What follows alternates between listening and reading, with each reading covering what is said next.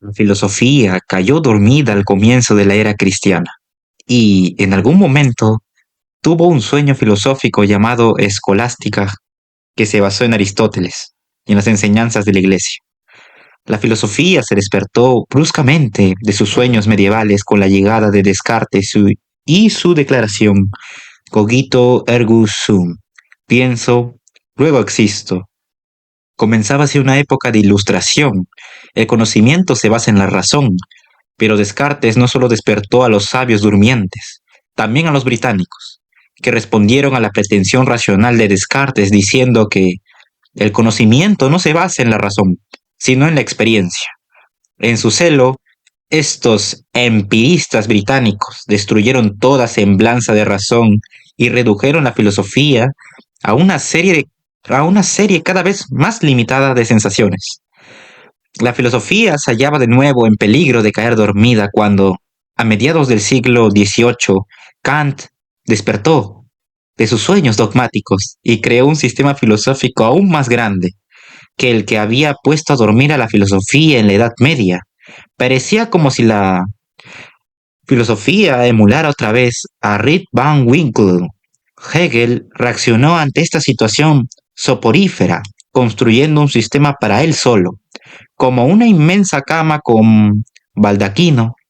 Schopenhauer decidió tomar un nuevo rumbo y dejó entrar una corriente fría de filosofía oriental en la cama kantiana, despertando al joven Nietzsche, que dio un salto en la helada ráfaga proclamando una ruidosa filosofía que mantendría por un buen tiempo despierto a todo el mundo. La filosofía se hace nuevamente peligrosa con Nietzsche, con una diferencia en los siglos anteriores. La filosofía había sido peligrosa solo para los filósofos, pero con Nietzsche lo fue para todo el mundo. Nietzsche terminó enloqueciendo, lo que se muestra en el tono de sus escritos tardíos, pero sus peligrosas ideas aparecieron mucho antes de que se volviera loco y no tienen nada que ver con su demencia clínica. Presagiaban una locura colectiva que tendría horribles consecuencias en Europa durante la primera mitad del siglo XX y que muestra hoy ominosas señales de recurrencia. Las ideas más ambiciosamente filosóficas de Nietzsche apenas merecen este nombre. Ya se trate de superhombres, del eterno retorno, la idea de que vivimos nuestras vidas una y otra vez por toda la eternidad, o de que el único propósito de la civilización es el de producir grandes hombres, como Goethe, Napoleón o él mismo. Su uso de la voluntad de poder como una explicación universal es o simplista o sin sentido. Hasta el monismo de Freud es más útil y el concepto menos específico de Schopenhauer más convincente. Como toda buena teoría de una conspiración, la doctrina nietzscheana de la voluntad de poder penetrándolo todo contiene su parte usual de paranoia. Sin embargo, el filosofar real de Nietzsche es brillante, persuasivo e incisivo como ninguno antes o después de él. Cuando se le lee, se tiene la excitante sensación de que la filosofía importa realmente, lo cual es una de las razones por las que es tan peligroso. Además, cuando usa la voluntad de poder puramente como herramienta analítica, descubre elementos constitutivos de las motivaciones humanas, que pocos habían sospechado antes de él, y desenmascara los valores que están en el origen de estas motivaciones, dibujándolos sobre un amplio lienzo histórico, iluminando los mismos fundamentos de nuestra civilización y de nuestra cultura. Aunque Nietzsche no está enteramente libre de culpa por las peligrosas estupideces que se han escupido en su nombre, debe decirse que, en su mayor parte, son una parodia de lo que escribió realmente. No sentía sino desprecio por los protofascistas de su tiempo. Le disgustaba el antisemitismo y la idea de una Alemania pura racialmente, como raza de señores. Habría provocado al máximo su sentido del humor, de haber vivido y conservado su salud mental hasta los años 30, cuando habría tenido alrededor de 80 años, seguramente no habría permanecido callado ante los grotescos acontecimientos que tendrían lugar en su patria. como sí lo hicieron algunos filósofos alemanes que pretendían ser sus sucesores. Friedrich Wilhelm Nietzsche nació el 15 de octubre de 1844 en Sajonia, una provincia entonces del cada vez más poderoso reino de Prusia. Nietzsche descendía de una larga línea de comerciantes que incluía sombrereros y carniceros, pero su abuelo y su padre fueron ambos pastores luteranos. El padre de Nietzsche fue un patriota prusiano que tenía en alta estima a su rey, Friedrich Wilhelm IV. Al nacer, el primer hijo de Ludwig, el día de cumpleaños del rey, sus posibilidades de recibir un nombre como Otto eran más bien escasas, por una coincidencia totalmente fortuita. Los tres hombres morirían locos. El primero en morir fue Ludwig, en 1849. Se le diagnosticó reblandecimiento cerebral. Parece que la autopsia reveló que una cuarta parte de su cerebro estaba afectada de reblandecimiento. Este tipo de diagnosis no está ya de moda en la profesión médica, pero en todo caso, reputados biógrafos de Nietzsche están convencidos de que la locura de Nietzsche no fue heredada por su hijo. Nietzsche se crió en Naumburg, en una casa llena de santas mujeres, que eran su madre, su hermana menor, la abuela materna y dos tías solteras ligeramente trastornadas, lo cual parece haber afectado a la actitud posterior de Nietzsche respecto a las mujeres. A los 13 años, fue inscrito como interno de Forza, uno de los mejores colegios de Alemania. Uno de los mejores colegios de Alemania. A Nietzsche, en gran medida producto de una crianza piadosa y mimada, le llamaban el pequeño pastor, y ganaba todas las medallas. Pero era tan brillante que no pudo por menos que pensar por sí mismo, y a la edad de 18 años comenzó a dudar de su fe. El pensador de vista penetrante tenía que notar, en el mundo que le circundaba, que las clavijas cuadradas no encajaban en los agujeros redondos. Algo típico en él, pensaba sobre esto en completo aislamiento. De hecho, a lo largo de toda su vida, Nietzsche recibió influencias de muy pocas personas vivas y de no muchas muertes. A los 19 años, Nietzsche se trasladó a la Universidad de Bonn para estudiar teología y filología clásica, con la idea de hacerse pastor. Su destino había sido trazado mucho antes por las santas mujeres, pero ya empezaba a experimentar un apremiante deseo de rebelarse que transformó su carácter. A su llegada a Bonn, el escolar solitario se convirtió inesperadamente en el típico estudiante gregario. Se enroló en una fraternidad distinguida, se iba de copas con sus compañeros y hasta peleó en un duelo, el típico juego artificial que se detuvo tan pronto como hubo recibido su cicatriz de honor, una breve marca en la nariz, cubierta después por desgracia por el puente de las gafas. Pero esto no representaba más que una fase inevitable. Ya para entonces Nietzsche había decidido que Dios ha muerto. Esta noticia, ahora asociada al nombre de Nietzsche, fue dada también por Hegel 20 años antes de que Nietzsche naciera.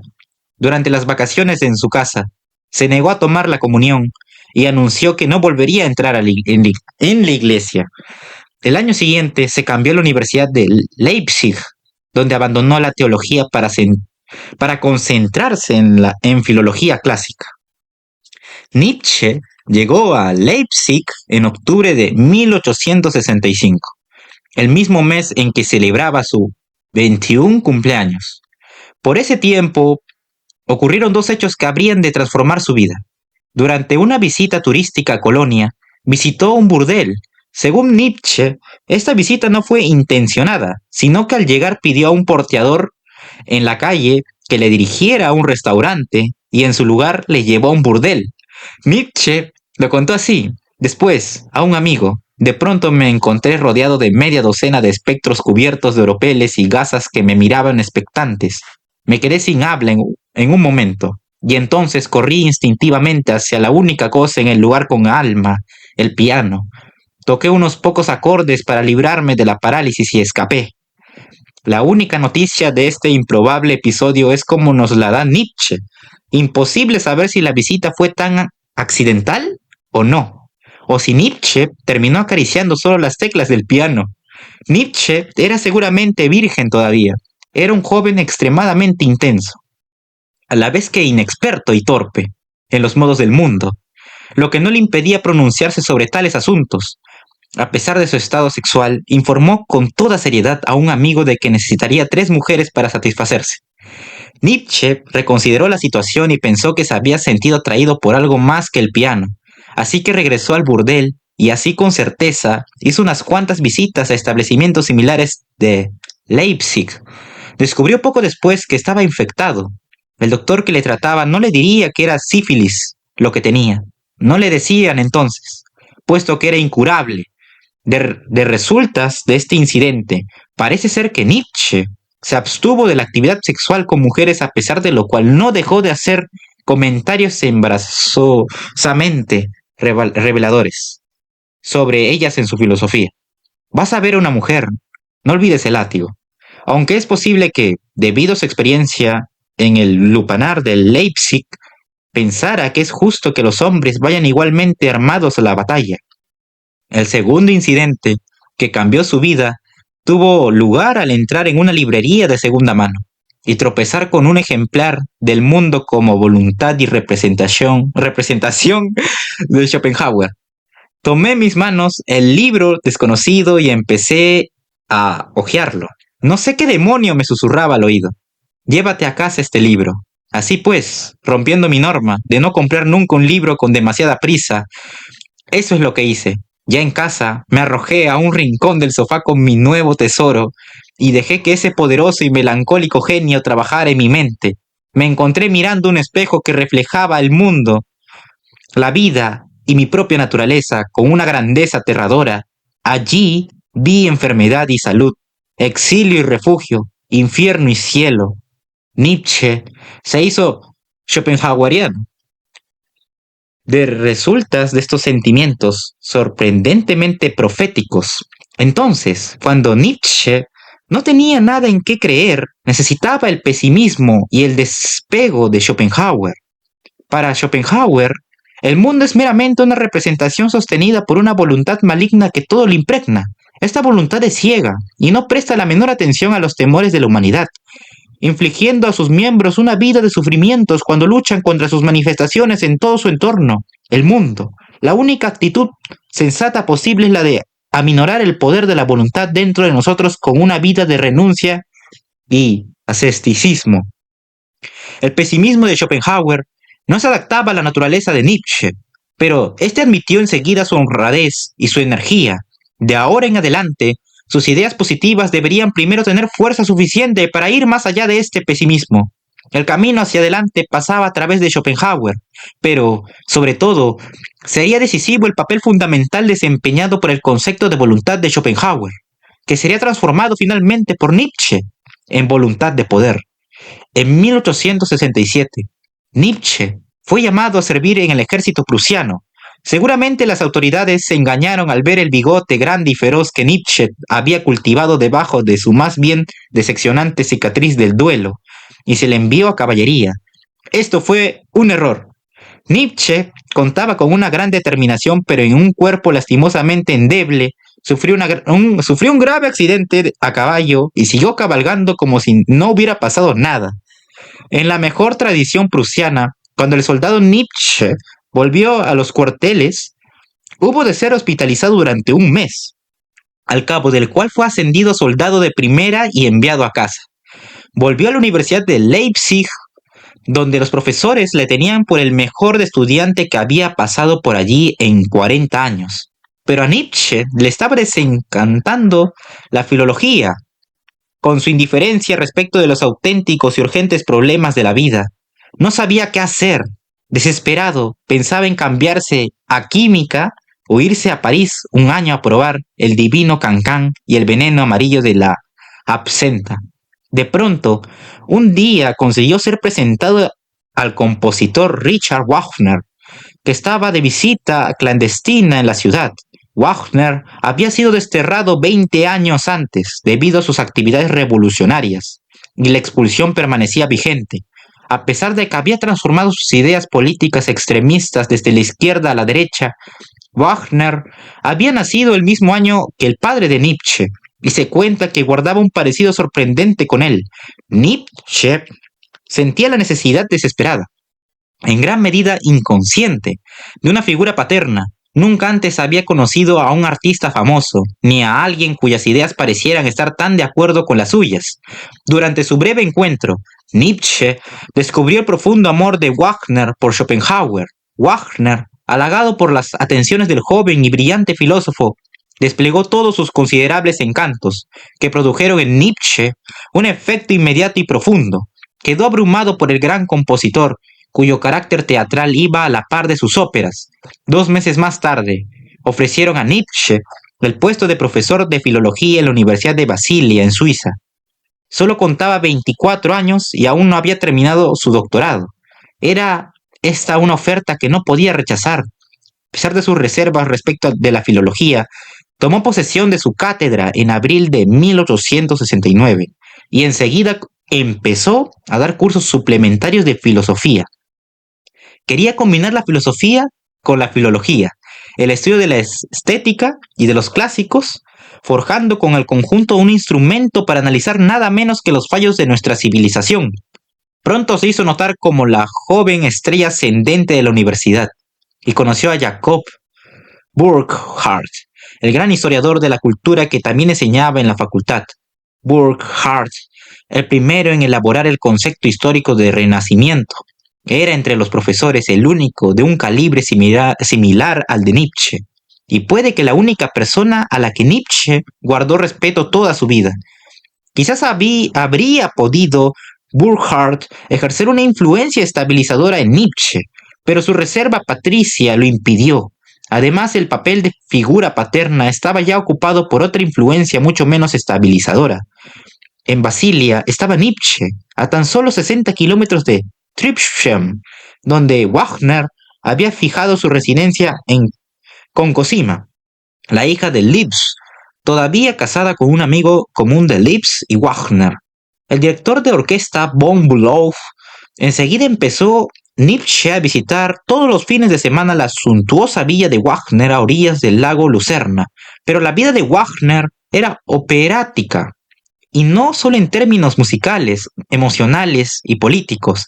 Tripshem era como una ópera en sí misma, y no había la menor duda de a quien le tocaba el papel principal, vestido al estilo flamenco, una mezcla de holandés errante y Rubens en ropa de fantasía. Wagner se paseaba entre paredes de satén rosa y querubines rococó, en sus calzones de satén negro, boina escocesa y corbatas de seda de anchos nudos, declamando entre bustos de él mismo, grandes óleos con el mismo tema, y copas de plata conmemorativas de representaciones de sus óperas. Se respiraba incienso en el aire, y con él solo la música del maestro, mientras Cosima ayudaba al histrionismo de su compañero y cuidaba de que nadie escapara con los corderos perfumados, los perros Wolfhounds con cintas o los pollos adornados, todos vagando por el jardín. No es fácil entender que esto cautivara a Nietzsche. En realidad, es difícil entender que cautivara a nadie. Las extravagancias de Wagner le mantenían en continua quiebra y tenía que recurrir a una serie de benefactores ricos, entre ellos el rey Ludwig de Baviera, que aportaba grandes sumas de la hacienda pública. Solo al escuchar la música de Wagner se puede concebir su profunda capacidad de persuasión y el encanto fatal de su carácter.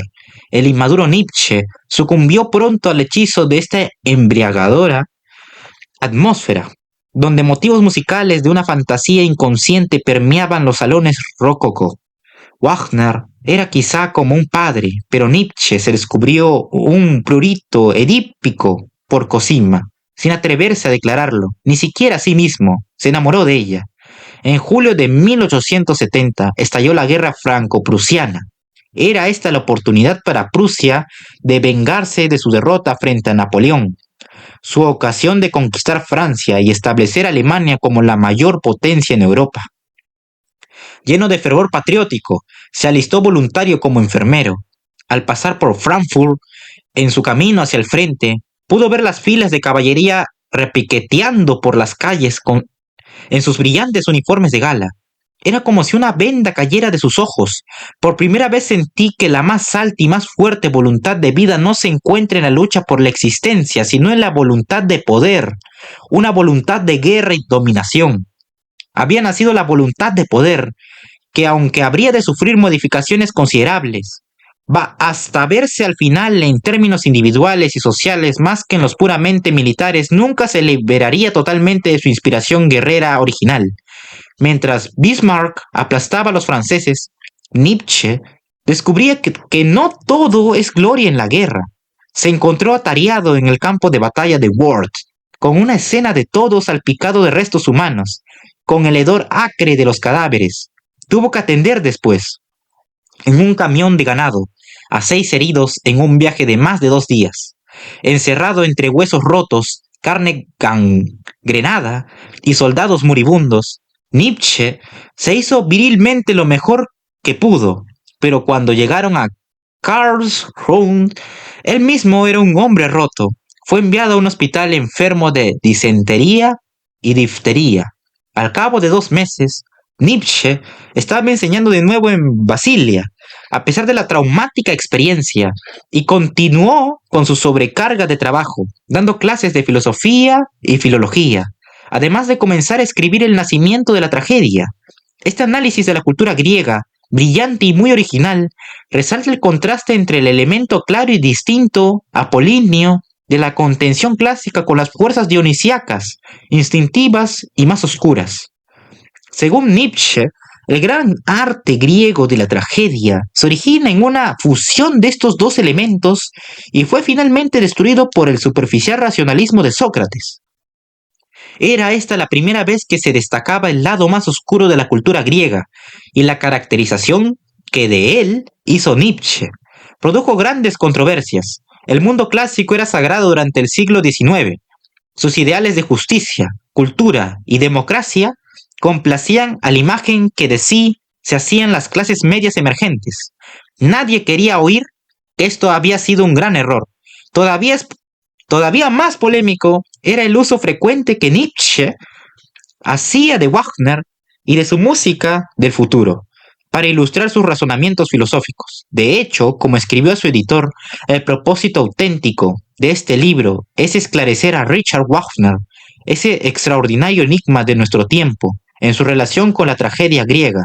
Solo Wagner lograba combinar los dos elementos apolíneo y dionisíaco en la manera de la tragedia griega.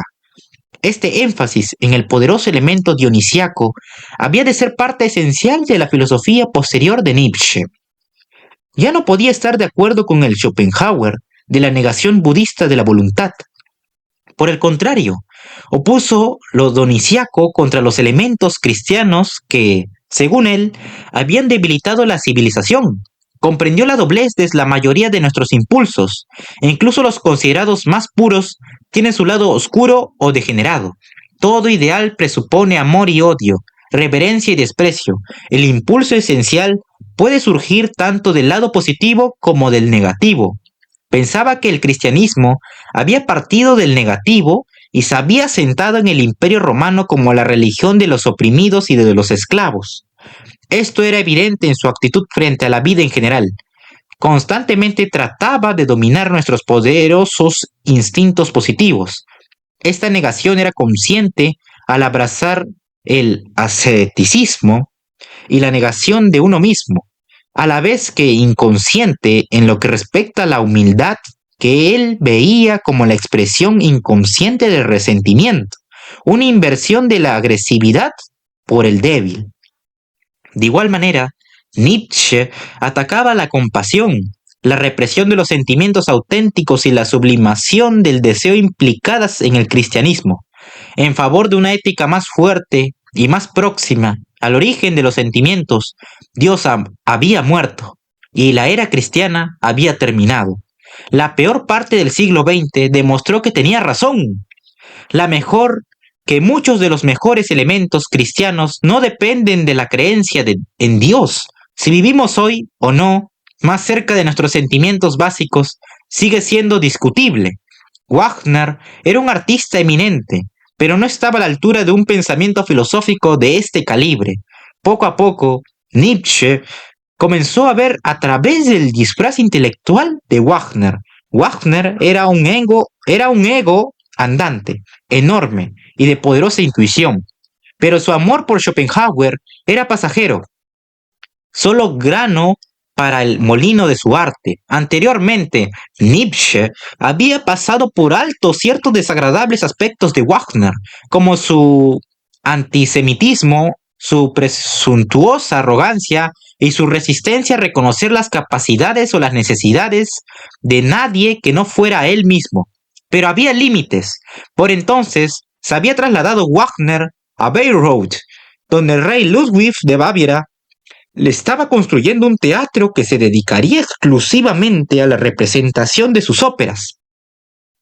Un proyecto que contribuiría a la quiebra de la hacienda bávara y propiciaría la destitución de Ludwig. En 1876, Nietzsche llegó a Bayreuth para el estreno del ciclo del Anillo de Wagner, pero cayó enfermo, casi con certeza por causas psicosomáticas. La megalomanía y la decadencia del gran arte eran demasiado para él, y tuvo que partir. 2 años después, Nietzsche publicó su colección de aforismos humano, demasiado humano, que culminó la ruptura con Wagner. Las alabanzas de Nietzsche al arte francés, su perspicacia psicológica y la deflación de sus pretensiones románticas, además de su cabal clarividencia, eran demasiado para Wagner. Todavía peor, el libro no contenía ninguna publicidad gratuita para la música del futuro. Más importante, quizá, es que esta obra también le causó el distanciamiento de algunos de los admiradores más auténticamente filosóficos de Nietzsche. Esto se debió irónicamente a la razón por la que es hoy universalmente apreciado, incluso por aquellos que aborrecen su filosofía. En esta obra, Nietzsche comenzó la evolución del estilo que le convertiría en un maestro de la lengua alemana, tarea no pequeña con un idioma como el alemán, que ha vencido a algunos de sus escritores más estimados. El estilo de Nietzsche había sido siempre claro y combativo, sus ideas concentradas pero inmediatamente comprensibles, pero ahora empezó a escribir aforismos. En lugar de usar razonamientos complicados, prefería presentar sus ideas como una serie de visiones penetrantes, pasando ágilmente de un tópico a otro. Nietzsche filosofaba con los pies en la tierra en más de un sentido. Sus mejores ideas le venían durante largas caminatas por los campos suizos. A veces decía, había hecho marchas de más de 3 horas. A pesar de su frágil salud, si bien esto podría ser una proyección de la voluntad de poder más que su auténtica manifestación, se ha dicho que el estilo aforístico de Nietzsche se debía a su costumbre de apuntar sus pensamientos en un cuaderno. Cuando iba en sus marchas, sea como fuere, el caso es que este hábito aforístico de Nietzsche resultaría en un estilo sin paralelo en Europa durante el siglo XIX. Así se entiende en general. El propio Nietzsche seguramente habría estado también de acuerdo. El siglo XIX fue una época de grandes estilistas, pero con la excepción del Enfant terrible Rimbaud, ningún otro escritor presintió la revolución lingüística que se avecinaba. En busca de la sustancia más que de la facilidad, en la prosa de Nietzsche se puede escuchar ya la voz del siglo XX. Este era el lenguaje del futuro, pero todo esto no sucedió de golpe. Cuando Nietzsche escribió humano, demasiado humano, estaba empezando a encontrar su voz y sus ideas tenían todavía que encontrar su marca. Esta obra está llena de una cantidad sorprendente de hallazgos psicológicos. El fantasioso se niega la realidad a sí mismo, el mentiroso solamente a los demás. La madre del exceso no es la alegría, sino la falta de alegría. Todos los poetas y escritores enamorados del superlativo quieren más de lo que pueden. Una agudeza es un epigrama a la muerte de un sentimiento. Sin embargo, al final resulta excesivo. Sus admiradores le objetaban que no estaba escribiendo filosofía, y tenían razón. Era psicología, aunque de tal calidad que unas décadas después Freud decidió no leer más a Nietzsche, por temor a descubrir que no había nada más que decir sobre el tema. pero la mezcla de aforismos y psicología no es el camino hacia una obra extensa y coherente. Por debajo de las observaciones psicológicas, apenas yacía una línea que uniera los razonamientos, de modo que la obra de Nietzsche fue tildada de no sistemática, etiqueta que injustamente nunca habría de perder, a causa de su estilo aforístico, parecía no sistemático, pero sus ideas son tan coherentes y estrechamente razonadas como las confinadas dentro de un gran sistema filosófico. Era naturalmente asistemático en el sentido de que su filosofía significaba el fin de todos los sistemas, o así debería haber sido. Aunque siempre hay alguien dispuesto a hacer un nuevo intento. Justamente por ese tiempo estaba Karl Marx trabajando trabajando duramente en el Museo Británico. A pesar de sus fallos, demasiado humano, marca el surgimiento de Nietzsche como el psicólogo más fino de su época. Una hazaña si se tiene en cuenta su falta de experiencia social. Era esencialmente un pájaro solitario. Apenas si conocía a nadie, en el sentido comúnmente aceptado. No tenía verdaderos amigos. A lo largo de toda su vida mantuvo relación con unos pocos admiradores próximos, pero su obsesión consigo mismo le impedía entrar en el toma y daca de una verdadera amistad. ¿Cómo, pues, pudo adquirir tan profundos conocimientos psicológicos? Muchos comentaristas son de la opinión de que la fuente de Nietzsche en esta esfera era un solo hombre, Richard Wagner. Es posible. Ahí había un filón de excentricidades con el que trabajar, pero esos comentaristas pasan por alto que Nietzsche se conocía a sí mismo bastante bien, aunque con intermitencias y a menudo un poco selectivamente. Las observaciones psicológicas de Nietzsche son de aplicación universal. A pesar de sus fuentes eclécticas, un filósofo misántropo y un compositor megalomano, pero el acceso de Nietzsche a su fuente psicológica principal estaba llegando a su fin. Después de la publicación de Humano, demasiado humano, la ruptura con Wagner era inevitable. El mundo para el que Nietzsche se estaba preparando era el mundo feliz de Huxley, mientras que Wagner se estaba embarcando en su obra final, Parsifal, que marcaba el final de su interés por Schopenhauer y su vuelta al redil del cristianismo. Sus caminos se habían separado para siempre. Se ha dicho que Nietzsche solo conoció de verdad a un hombre en su vida, y que este hombre le suministró suficiente material para ser el más grande psicólogo de su época. Así era Wagner. En 1879, Nietzsche se vio obligado a renunciar a su puesto en Basilea por causa de su continua enfermedad. Su salud había sido frágil durante años y ahora era un hombre muy enfermo. Se le concedió una pequeña pensión y se le aconsejó residenciarse en un clima más clemente. Los 10 años siguientes, Nietzsche deambuló por Francia y Suiza en búsqueda constante de un clima que aliviara sus enfermedades. ¿Qué le pasaba? Casi todo, al parecer. Su vista había disminuido hasta el punto de que estaba casi ciego. El doctor le aconsejó que dejara de leer. Igual podía haberle recomendado que dejara de respirar.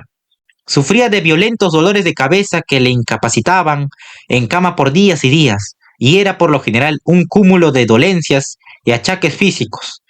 Sobre su escritorio, la colección de elixires, medicamentos, píldoras, tónicos, polvos y pociones le situaban como clase especial, incluso entre los filósofos hipocondriacos. Y sin embargo, este era el hombre que concibió la idea del superhombre. El elemento de compensación psicológica en esta idea no debería quitarle su puesto central entre las otras ideas más aceptables de Nietzsche. Quizá este elemento fue el grano de arena en la ostra que produjo tal perla de irreflexión. El superhombre hizo su aparición en Así habló Zaratustra, un largo poema ditirámbico, de casi insoportable ampulosidad y seriedad, cuya total falta de humor no se ve aliviada por los intentos del autor de introducir ironía y plumbea, ligereza, como Dostoyevsky y Hebser. Es ilegible salvo por los adolescentes. Pero la experiencia de esta obra a tal edad puede cambiar la vida, y no siempre para lo peor. Las ideas estúpidas son fácilmente identificables, y el resto son un antídoto retador ante muchas nociones comúnmente aceptadas. Al exigir que uno piense profundamente por sí mismo, la filosofía en cuanto tal es prácticamente inexistente, pero las exhortaciones a filosofar, pensar por uno mismo, son poderosas, como lo son las caracterizaciones de nuestra condición. Hay ya un arriba y un abajo. No vamos a la deriva a través de la nada infinita. Es que una noche cada vez más oscura se cierra en nuestro derredor. No necesitamos linternas en la mañana. Estamos todavía sordos al ruido de los sepulteros que cavan la tumba de Dios. No notamos el hedor de la putrefacción divina, lo más sagrado y más poderoso del mundo sangrando hasta la muerte por nuestros cuchillos. Hazaña mayor, no se hizo nunca. Y gracias a ella, quien quiera que venga después de nosotros vivirá en una historia más elevada que ninguna antes, casi un siglo después. Los existencialistas franceses expresaban pensamientos de este tenor, en términos menos borrascosos, y fueron saludados como la vanguardia del pensamiento moderno. En su interminable viaje por los balnearios y lugares de descanso de invierno suaves, Nietzsche fue presentado por su amigo Paul Ree a una rusa de 21 años llamada Lou Salomé. Ree y Nietzsche, por separado y juntos, daban largos paseos con ella y trataban de llenar su cabeza de ideas sobre filosofía. Zaratustra fue presentado a Lou como el hijo que nunca tendré. Por suerte para el joven Zaratustra, y no solo por la atención que su nombre podría haber atraído en el patio de la escuela. Lou, Nietzsche y Ree se vieron enredados en un arreglo triangular inconcebible en una época en la que nadie entiende ni una pizca de savoir-faire sexual. Al principio, los tres declararon que estudiarían filosofía y vivirían juntos en un platónico Ménage à trois.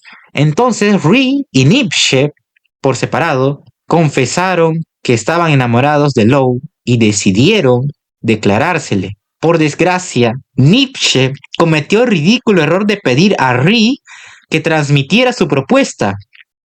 Esto no invalida la pretensión de Nietzsche de ser el mejor psicólogo de su época. Como puede atestiguar cualquiera que haya tenido que ver con la vida amorosa de un psicólogo, quien tenía el control de esta situación se ve claramente en una fotografía de estudio de los tres en Lucerna. Los dos vírgenes emocionales de 38 y 33 años de edad arrastran un carro en el que está montada una auténtica virgen que maneja un látigo. Finalmente, los tres se vieron incapaces de continuar con la farsa y se separaron. Nietzsche estaba tan turbado que escribió: «Esta noche tomaré opio hasta enloquecer». Pero pronto decidió que Lou no merecía ser la madre o la hermana del bebé Zaratustra. Lou se convertiría en una de las mujeres más notables de su tiempo. Después de adoptar el nombre Andrea Salomé de su marido preferido, un profesor alemán, ejercería una profunda influencia en otros dos personajes de su tiempo, al tener una relación inspiradora con el gran poeta lírico alemán Rilke y una amistad íntima con el Freud maduro. Después de pasar los inviernos en Niza, Turín, Roma o Mentón, Nietzsche veraneaba a 1500 metros sobre el mundo y a mayor altura aún sobre los seres humanos, en Sils Maria, una aldea al lado de un lago en la Engadina, Suiza. Sils Maria es ahora un agradable y pequeño lugar de vacaciones, a solo unos 11 kilómetros de Stade Moritz, donde todavía se puede ver la sencilla habitación en la que Nietzsche acostumbraba a alojarse y colocar su cofre de medicinas. Aquí las montañas suben escarpadas desde la orilla del lago hasta la cumbre cubierta de nieve, a 4.300 metros del monte Bernina, que forma frontera con Italia. Desde detrás de la casa se pueden seguir las sendas que llevan a las montañas donde Nietzsche solía pasear y pensar su filosofía, haciendo pausas para anotar sus conclusiones en un cuaderno, junto a un peñasco solitario o un torrente espumante, parte de la atmósfera de esta región. Los picos remotos, las vistas panorámicas, el sentido de grandeza solitaria se desliza en el tono de sus escritos. Cuando se ven los lugares donde Nietzsche pensaba, se explican mejor algunos de sus errores y virtudes. Nietzsche vivía, por lo general, en total aislamiento, alojándose en habitaciones sencillas, trabajando continuamente y comiendo en restaurantes baratos, mientras medicaba lo mejor que podía sus cegadores dolores de cabeza y sus numerosos achaques. No le era inusual pasar noches enteras tratando de vomitar y con frecuencia quedaba incapacitado 3 o 4 días de una semana. Para colmo, esta situación se iba haciendo permanente y sin embargo cada año producía un libro de calidad sorprendente. Obras como Aurora, La Gaia Ciencia y Más allá del bien y del mal, con críticas soberbias a la civilización occidental, sus valores, su psicología y sus neurosis, su estilo es claro y aforístico y sus ideas rara vez carecen de sentido. No es una filosofía sistemática, sino un filosofar del más alto nivel. Muchos, en verdad, la mayoría, de los valores fundamentales del hombre y de la civilización occidentales se ponen a prueba dejando al descubierto sus carencias. Como dijo en su cuaderno no publicado, el cristianismo llega a su fin destruido por su propia irreemplazable moral, que se vuelve contra el Dios cristiano, el sentido de la veracidad, en alto grado desarrollado por el cristianismo, se asquea de la falsedad y mendacidad de todas las interpretaciones cristianas del mundo y de la historia, se retira del Dios es verdad a la fanática fe del todo es falso. Nunca se ha hecho un mejor trabajo de demolición, si bien mucho de lo puramente filosófico en esa labor había sido ya llevado a cabo, más de un siglo antes, por Hume, pero tenía que rehacerse debido al resurgimiento de los sistemas filosóficos alemanes. Durante la década de 1880, continuó Nietzsche trabajando en soledad, desconocido y sin lectores, esforzándose cada vez más en la medida en que encontraba insoportables su total soledad y su falta de reconocimiento. En 1888, el profesor judío danés George Brandes comenzó a dar clases sobre la filosofía de Nietzsche en la Universidad de Copenhague, pero ya era demasiado tarde. En 1888 terminó Nietzsche no menos de 4 libros, aunque se empezaban a ver sus grietas. Era una gran mente, y él lo sabía. Era imperativo que el mundo lo supiera también. En ese Homo describe así habló Zaratustra como el libro más elevado y más profundo que existe. Una expresión que pone a prueba tanto los altímetros como la credulidad. Por si esto no fuera suficiente, siguen capítulos titulados ¿Por qué soy tan sabio? ¿Por qué escribo tan grandes libros? ¿Y por qué soy el destino? En los que da consejos contra el alcohol y sugiere el uso de cacao sin grasa y recomienda sus hábitos de hacer de vientre. La ampulosidad y el ensimismamiento reaparecían con creces, en forma de locura. El final llegó en enero de 1889. Se hundió mientras caminaba por una calle de Turín, cuando abrazó llorando el cuello de un caballo que acababa de recibir un latigazo de su dueño. Se le ayudó hasta llegar a su cuarto, donde escribió tarjetas a Cosima Wagner. Te amo, Ariadna. Al rey de Italia, mi querido Humberto, estoy mandando a justiciar a todos los antisemitas. Y a Jacob Burckhardt, firmando como Dioniso. Burckhardt comprendió lo que había sucedido y pasó la tarjeta a un amigo de Nietzsche, que fue inmediatamente a recogerlo. Nietzsche estaba ahora clínicamente loco y nunca más se recuperó. Con toda probabilidad, su mal no habría tenido cura tampoco hoy. Fue causado por el exceso de trabajo, la soledad y los sufrimientos, pero la causa primordial fue la sífilis, que había alcanzado el estado terciario, que implica, al parecer, parálisis mental. Después de una breve estancia en un asilo, Nietzsche fue dejado al cuidado de su madre. Era inofensivo y vivía la mayor parte del tiempo en un trance catatónico que le reducía a un estado casi vegetal. Parece haber tenido un vago recuerdo de su vida pasada durante sus momentos más lúcidos. Al dársele un libro, comentó: ¿no escribí yo también buenos libros? Después de la muerte de su madre en 1897, fue atendido por su hermana Elizabeth Forster Nietzsche. Esta era la última persona a quien confiar su cuidado. La hermana menor de Nietzsche se había casado con Bernard Forster, un director de escuela fracasado que se hizo antisemita notorio. Nietzsche le despreciaba tanto como hombre como por sus ideas. Forster había fundado una colonia de raza aria llamada Nueva Germania, en Paraguay, con labradores pobres de Sajonia. Acabó estafándoles y suicidándose después. Todavía existen en Paraguay los restos de Nueva Germania, donde la raza de amos vive en forma muy parecida a la de los indios del lugar, virtualmente indistinguibles, excepto por su cabello rubio. Cuando Elizabeth regresó a Alemania y se hizo cargo de su hermano enfermo, decidió hacer de él un gran personaje. Lo trasladó a Weimar a causa de su asociación con la alta cultura por Goethe y Schiller, con la idea de fundar un archivo Nietzsche, y empezó a corregir los cuadernos no publicados de su hermano, insertando ideas antisemitas y párrafos laudatorios sobre ella misma.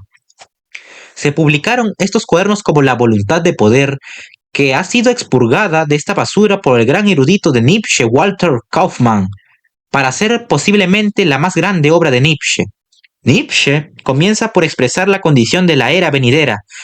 Lo decisivo en la moral es el escepticismo, el final de la interpretación moral del mundo, que después de haber tratado de escapar hacia aún más allá metafísico, ya no cuenta con ninguna sanción. Es lo que lleva al nihilismo. Nada tiene sentido. Lo insostenible de la interpretación cristiana del mundo, en el que tan inmensa cantidad de energía ha sido derrochada, despierta la sospecha de que todas las interpretaciones del mundo son falsas. Parecería que se vuelve superflua toda filosofía, pero Nietzsche continúa, sin embargo, animoso. Todo el aparato de conocimiento es para la abstracción y la simplificación, dirigido no al conocimiento, sino a tomar posesión de las cosas. Fines y medios están tan lejanos de su esencia natural como los conceptos, y muestra lo que es el conocimiento. Todos nuestros órganos destinados a conocer y nuestros sentidos se desarrollan solo como medios de preservación y crecimiento. La confianza en la razón y sus categorías en la dialéctica, y por tanto la valoración de la lógica, prueban solo una utilidad para la vida que se demuestra por la experiencia, no que algo sea verdad. Sus observaciones psicológicas siguen tan perspicaces como siempre, pero ahora pasan de la ojeada a la visión fundamental y peligrosa. El placer aparece cuando hay un sentimiento de poder y victoria. El progreso estriba en el fortalecimiento del tipo, en la actitud para el uso fuerte de la voluntad. Todo lo demás es un peligroso malentendido. Nietzsche llegó hasta el siglo XX, cuya naturaleza había pronosticado tan bien. Ya solo un pequeño y pálido rostro, con un enorme bigote militar, con apenas idea de quién era y de dónde estaba, murió finalmente el 25 de agosto de 1900. Nietzsche murió 2 veces, su mente en 1889 y su cuerpo en 1900. Entre esas fechas, su obra cobró vida propia, lanzando a Nietzsche desde la casi total oscuridad hasta el reconocimiento intelectual en todo el mundo. Nietzsche lo habría considerado justo, pero su fama había de sobrepasar sus propias fantasías megalomanas. Se extendió más allá del campo de la filosofía. Más allá del campo de la filosofía, debido en gran parte al atractivo de Nietzsche para los escritores. La lista de los personajes importantes del siglo XX en los que influyó Nietzsche incluye a Yeats, Strindberg, Newell, Shaw, Rilke, Mount, Conrad, Freud e innumerables otros de menor importancia que quedaron deslumbrados por sus ideas. La suya era una filosofía diferente. Tenía estilo además de lucidez. Por fin una filosofía que se podía leer y que además, al estar escrita en forma de aforismos, uno tenía tiempo para leerla o trozos de ella. Y se fue precisamente el problema, pues ideas como la voluntad de poder y el superhombre se hicieron lugar común, y se abusó de ellas ampliamente. El superhombre de Nietzsche fue secuestrado por los grupos racistas, los antisemitas primero, luego los fascistas. Sacaban notas de la obra de Nietzsche, sin preocuparse por el contexto. La propia libertad de la filosofía de Nietzsche fue su ruina. La filosofía de Nietzsche se desacreditó gravemente de resultas del mal uso que se hizo de ella durante la primera mitad del siglo XX, y en consecuencia es casi imposible hablar de muchas de las ideas de Nietzsche, de la manera en que él quería que fueran entendidas. En particular, sus ideas acerca del superhombre, disciplina, casta y otras similares. La libertad poética de muchos de sus escritos dejó la puerta abierta a una horrible parodia. por suerte, también dejó expuestos a ridículo tales tópicos peligrosos, que es quizá la respuesta contemporánea más adecuada.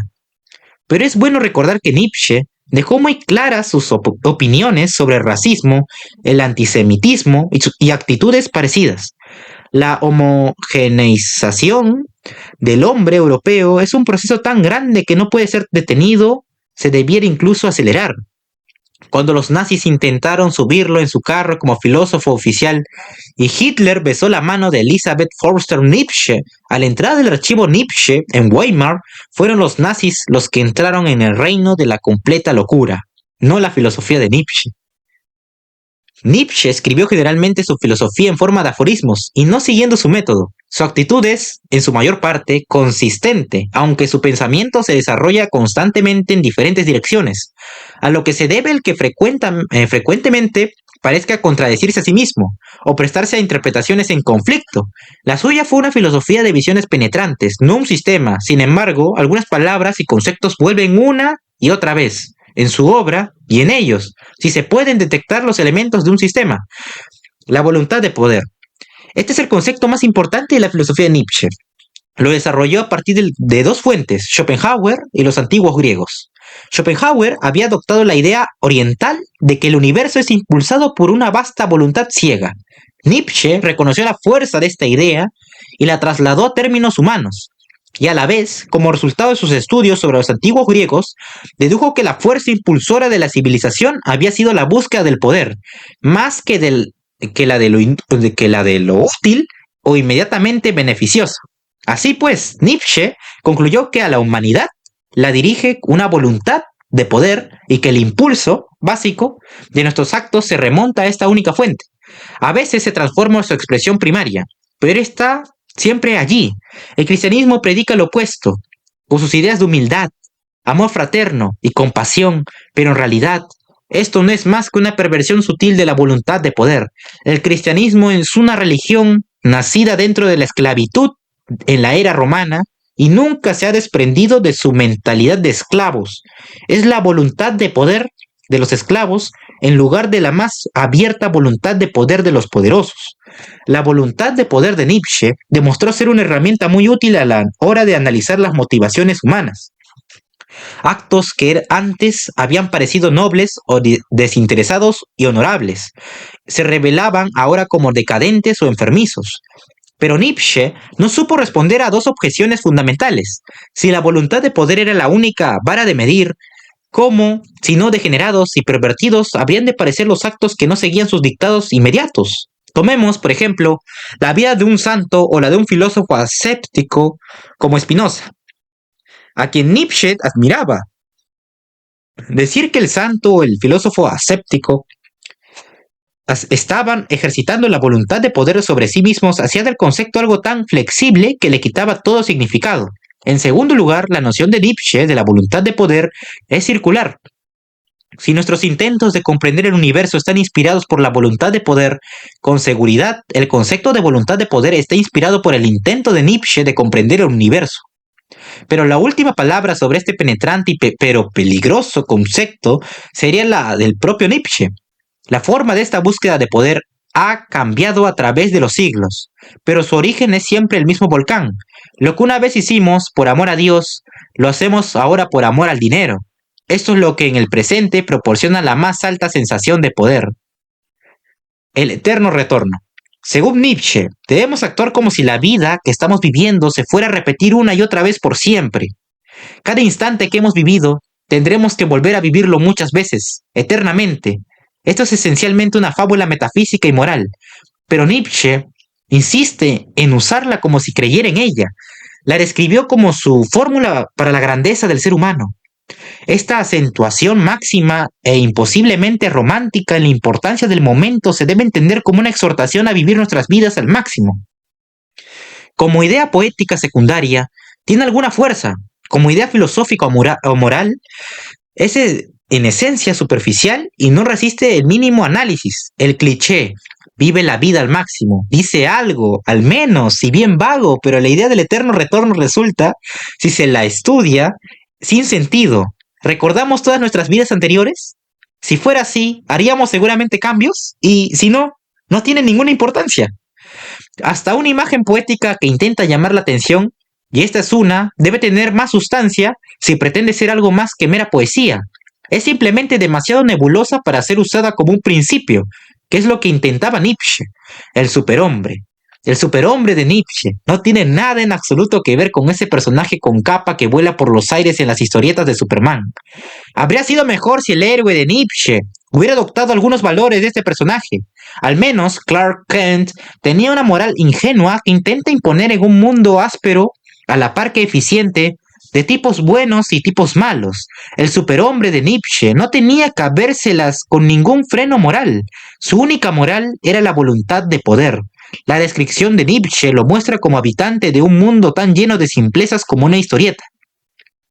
El prototipo del superhombre de Nietzsche fue Zaratustra, un personaje intratablemente serio y aburrido, cuya conducta mostraba síntomas peligrosamente psicóticos.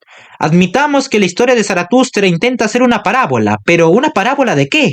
¿Una parábola del comportamiento humano? Se puede responder, las parábolas de Cristo o las parábolas que Cristo predicó en el Sermón de la Montaña parecen puerilmente simples, pero si se reflexiona, no son ni infantiles ni sencillas, son profundas.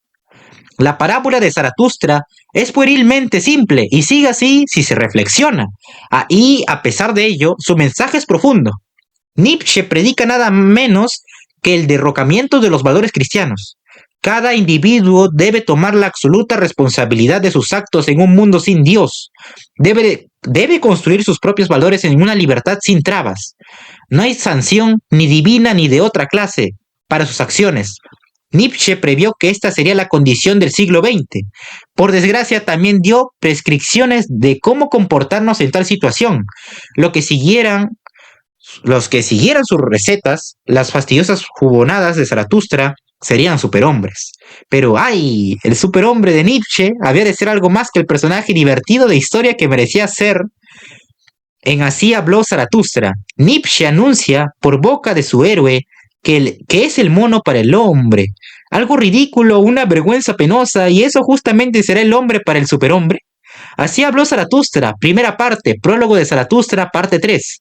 En otro lugar proclama, el objetivo de la humanidad no puede residir en última instancia sino en sus especímenes más elevados. Genealogía de la moral, segunda meditación, sección 9. En este contexto empieza a unir la idea de superhombre de manera incoherente y confusa las nociones de nobleza y sangre. Si bien no está hablando en términos de aristocracia de raza, se refirió una vez al almanaque de Gotha, un recinto de asnos. La voluntad de poder 942, edición revisada en 1906 o 1911. En la edición Hartel, esta nota ha sido expurgada sin ningún comentario. Y en otra ocasión afirma, cuando hablo de Platón, Pascal, Spinoza y Goethe, sé que su sangre corre por mis venas. Edición Musario 1920-1929. En obras escogidas del siglo, no, escogidas 21-98. Un griego, un francés, un judío, un judío portugués y un alemán. Todos antepasados del superhombre, dice Nietzsche. Aforismos y frases notables. Dios ha muerto. Vive peligrosamente. ¿Cuál es el mejor remedio? La victoria. Aurora 571. No hay en absoluto fenómenos morales, solo interpretaciones morales de los fenómenos, más allá del bien y del mal. 108. La mejor cura para el amor es todavía la antigua medicina de siempre, el amor correspondido. Aurora, libro cuarto, 415. Las convicciones son enemigos de la verdad más peligrosos que las mentiras. Humano, demasiado humano. Volumen 1. Los que comprenden algo en todas sus profundidades rara vez le permanecen fieles por siempre, pues han traído esas profundidades a la claridad del día y lo que hay en las profundidades no suele ser agradable de ver. Humano, demasiado humano, 489.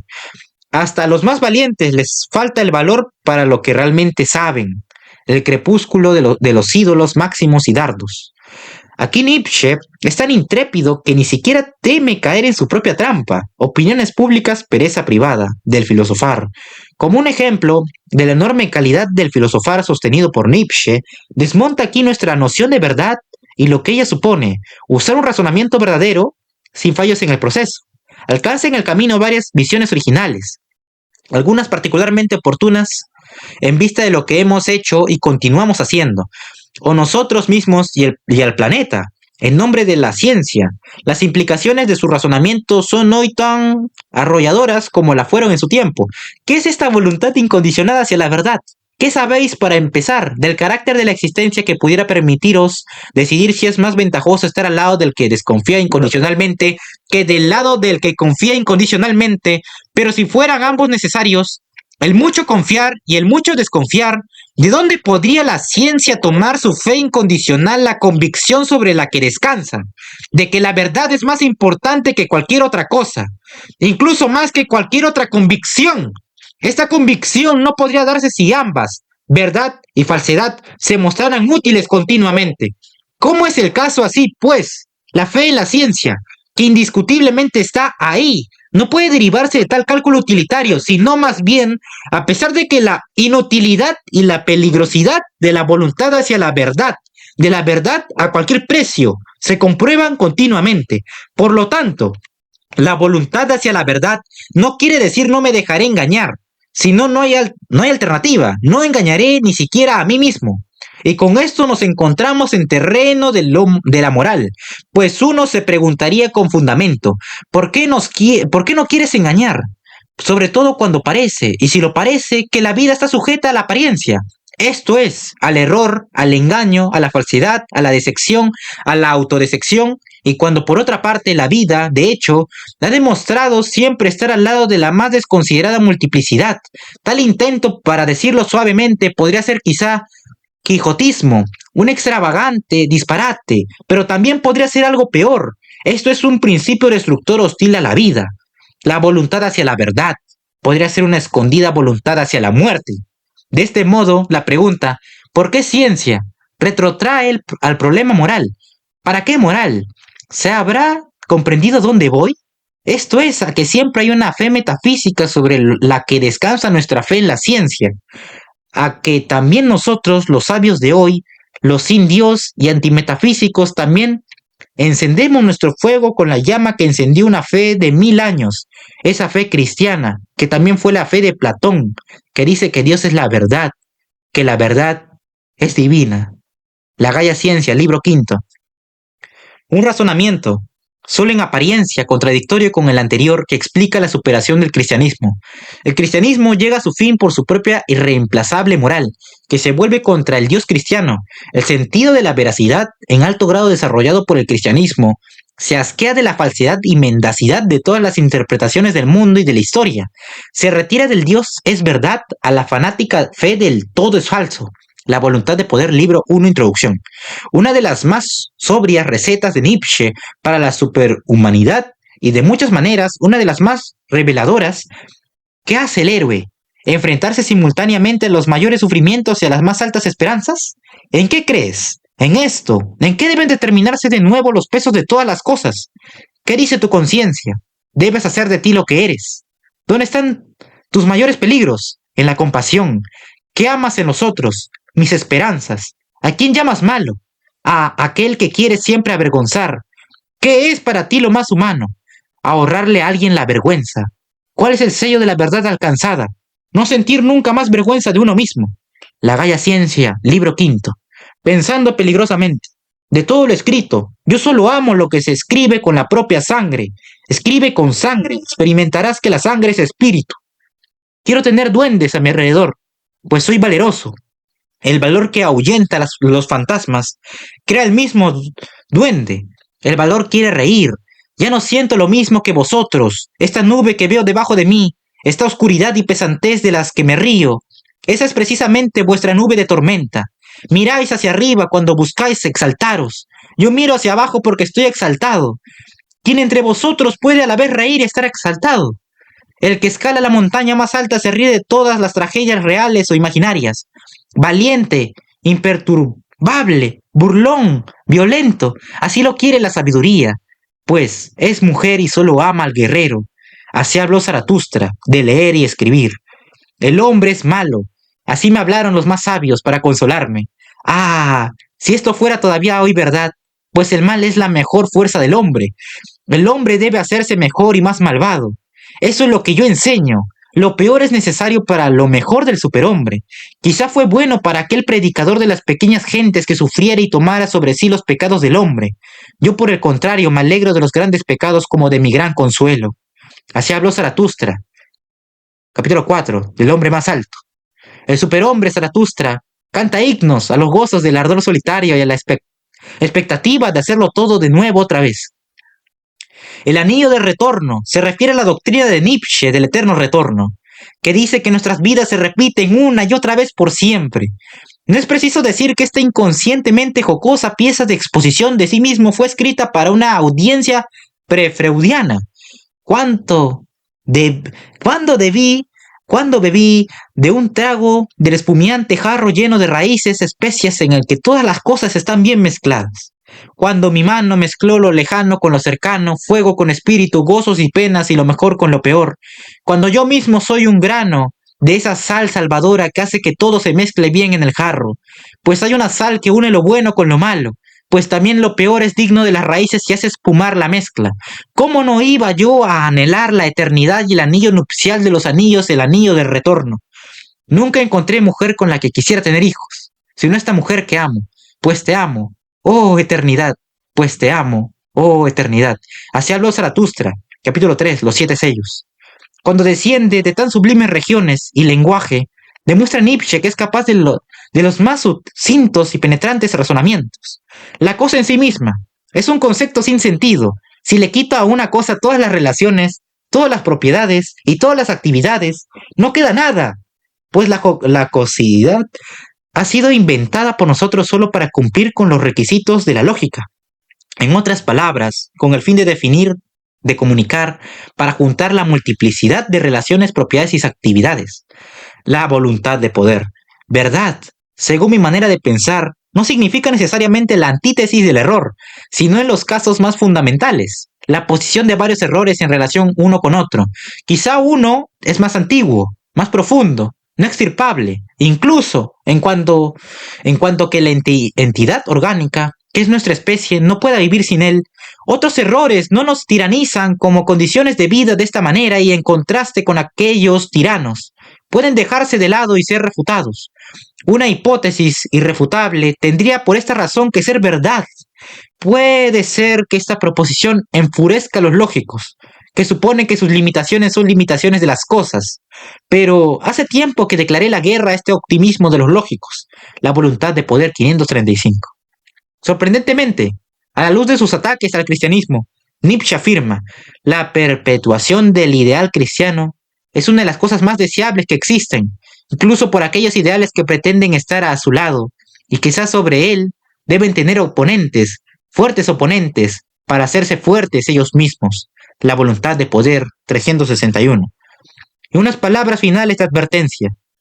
Cuidaos de los sifilíticos que predican la moral.